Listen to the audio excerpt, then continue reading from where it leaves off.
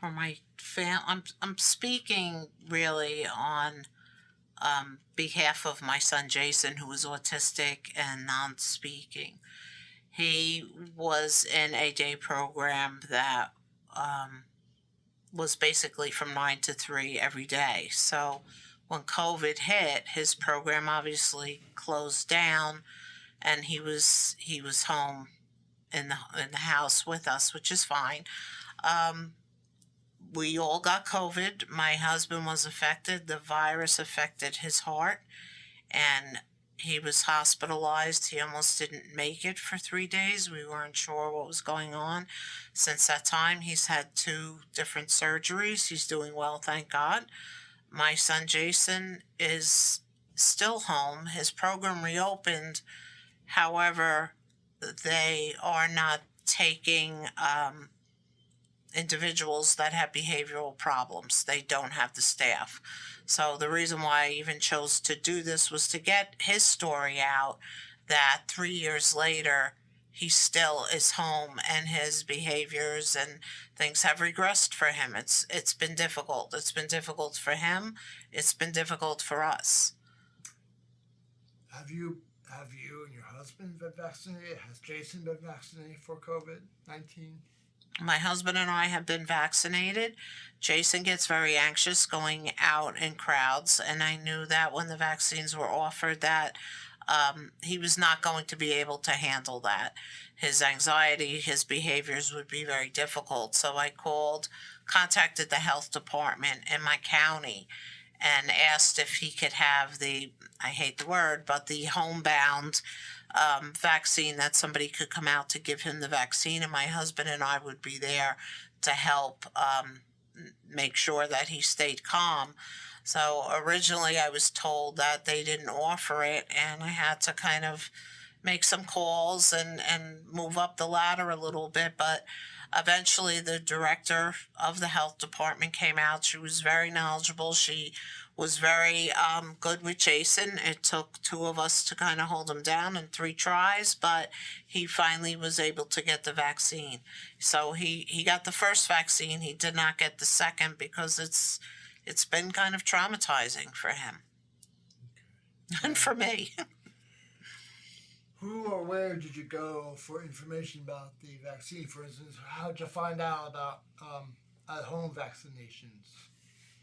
I found out at the Alliance Center for Independence.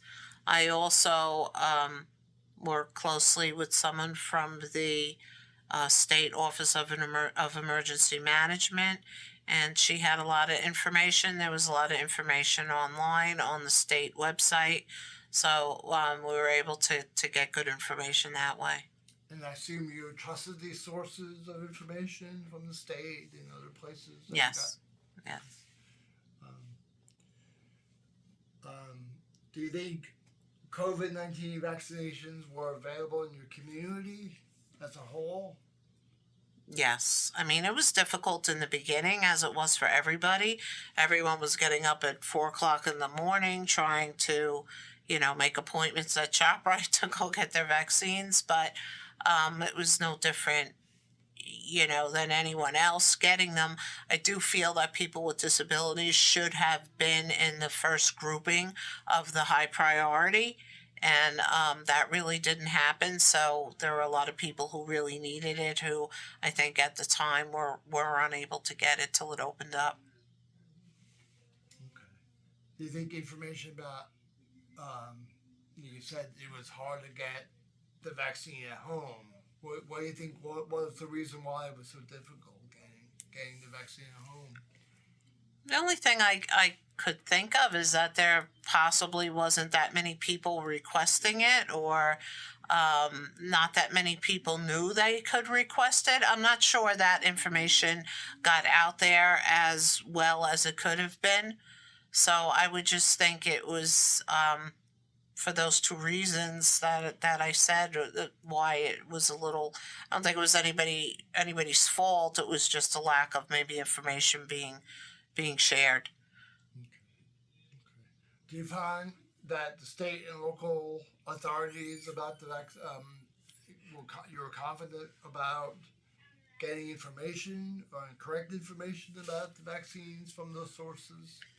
I was confident that they had the most information that they were getting. There was a lot of misinformation going around. There was a lot of changes going on, coming down from the CDC. I was confident that they had the most updated information as what was being given out to the public. Yes. Did you have a chance to talk to the healthcare provider, for instance, the nurse who came out and gave Jason the vaccine? Did you have a chance to talk to that person? Yes, I was there. We connected with each other on the phone a couple of times prior to her coming out. She actually was the director there, and she had knowledge of people with disabilities. She was familiar with some of the behaviors that Jason had, and like I said, it took us three times before we got it, but she was very, very patient. I have nothing but praise for the health department in my county. Do you think all communities in New Jersey have had equal access to or information regarding the vaccine? If not, who do you think was left out? I'm not sure. I think a lot of information was out there. I think from my role in working for an agency that works with people with disabilities, things that we were hearing was just that people were confused about some of the information. A lot of things were hearsay or not factual, and getting the factual information out there. I think some of our communities where there are more non-English speaking individuals, I'm not sure the information was getting out there as well as it could, and there was a lot of hesitancy among people in some of those communities of giving out personal information, etc. Okay. Final question: is there anything that you would like to add or share that you didn't say before? Just that my final thoughts, and my thoughts all through this, is that people with disabilities, all disabled people, all disabilities, really need to have a seat at the table when decisions are being made, coming down from the federal level to the state level, and going down to the local towns. There was a lot of challenges that took place during COVID, and probably some of that could have been avoided if disabled persons were already involved in those conversations that were going on the higher levels. Okay.